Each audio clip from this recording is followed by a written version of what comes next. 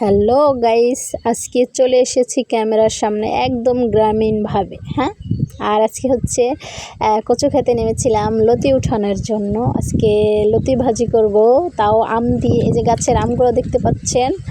আর হচ্ছে আজকে আমাদের এদিকে প্রচণ্ড ঝড়ো হাওয়া শুরু হয়েছে, আর এই ঝড়ো হাওয়ার কারণে একদম ওয়েদারটা ঠান্ডা ঠান্ডা কুলকুল। আর এই বাতাসে টপ টপ টপ টপ করে আম পড়তেছে।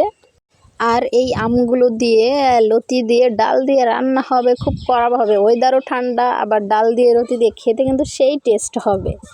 গ্রামে থাকার একটা মজাই আলাদা। গ্রামের সম্পূর্ণ জিনিস, সম্পূর্ণ না বললে ভুল হবে, কিছু কিছু জিনিস অর্গ্যানিক পাওয়া যায়। যেমন ধরেন ক্ষেতের লতি, যেটাতে আসলে সার দেওয়া হয় না। এরপর হচ্ছে শাক, কচুরমুখী ইত্যাদি ইত্যাদি আরও অনেক কিছু পাওয়া যায়।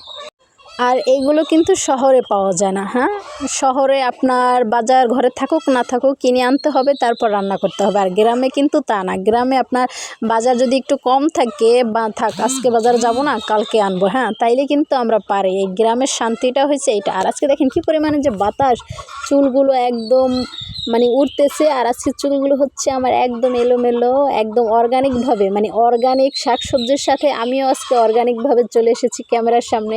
একদম মুখটা ধোয়া না, তারপর চুলগুলো আঁচড়ানো। যাই হোক, আপনারা আজকে আমাকে দেখে কিছু মনে করবেন না, আমি আজকে একটু গ্রামীণভাবে চলে এসেছি, বুঝতে পারছেন।